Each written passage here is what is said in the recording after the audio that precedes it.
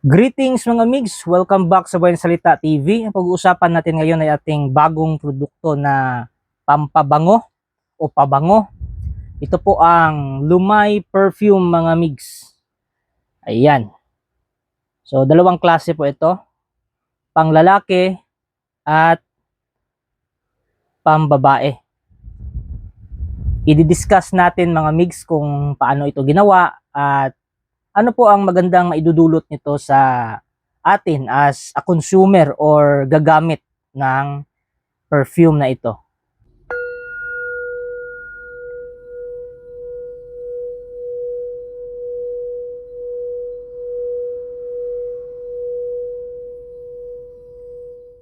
Solo trip na lang ba palagi sa buhay mga migs?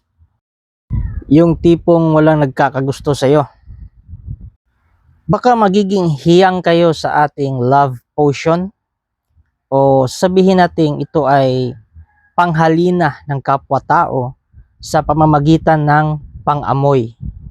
Ito po ay hindi literal na gayuma na merong demonic intervention na mawawala sa sarili yung ginagayuma mo na parang sinasapian na ng masamang espiritu at susundin na lahat ng gusto mo. Mali po yon. Yun po ay pagtatanggal ng karapatan ng isang tao na mamili sa tao na kanyang gugustuhin. So yun ay sa demonyo. Ang oil na base ng perfume na ito mga migs ay binabara ng maraming uri ng bulaklak as a ritual and then cleansing na din po. And then inilagay sa altar para i-cleanse siya at i-charge na rin ng mga deities. So hindi po yun sumasapi ng mga deities mga migsa. Kasi yung mga deities na sumasapi tulad ng sa mga LNK ay hindi yon divine spirit. Kasi walang divine spirit na sumasapi. Pagkatapos ay doon na pumapasok ang ating katakot-takot na mantra. Katakot-takot siya mga mix, it's because ang tagal niyang matapos eh. Kasi mataas yung line niya, yung verse niya. Tapos 108 times pa siya. Na uulit-ulitin mong usalin. At lahat ng yon ay may translation. Naiintindihan natin kung ano yung inuusal natin. Hindi tayo parang tanga dito na usal ng hindi naiintindihan. So, galing po sa Pali language yung inuusal natin. Pero mayroong translation. Alam natin kung ano yun. So, kapag ikaw na ang gumamit nito mga mix, at ang perfume nito ay naamoy ng isang babae, may malaking possibilities na ang babae na yon ay didikit sa iyo. Kumbaga, ang mga babae na naman ang susunod sa iyo. At kahit ikaw ay isang babae, pwede kang gumamit ng ganito, lalong-lalo kung matagal ka ng sunod sa crush mo pero hindi ka pinapansin, baka ikaw na naman ngayon ang pagkakaguluhan ng maraming manliligaw. Ang panglalaki mga migs ay tatawagin nating omnipotente. Lumay perfume po. Yan. Purple po yung kulay niya. Ang pangbabae naman ay tatawagin nating Aura Amore. Sobrang bango po nito mga migs. So kasing ganda ng quality ng mga mamahalin na brand ng perfume.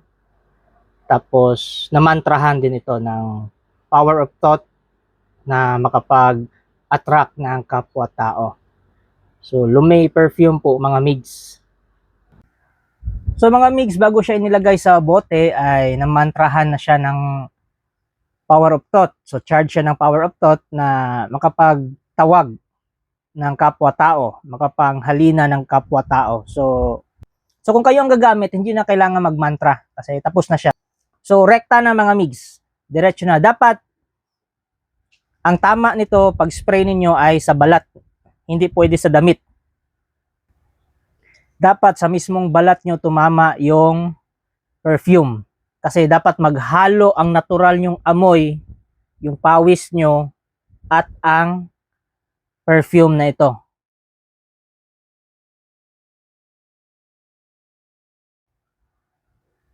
Kasi yun yung magiging pheromone nyo sa inyong kapwa-tao. So, iba po ang mantra ng panlalaki, iba din yung mantra sa paggawa ng pangbabae.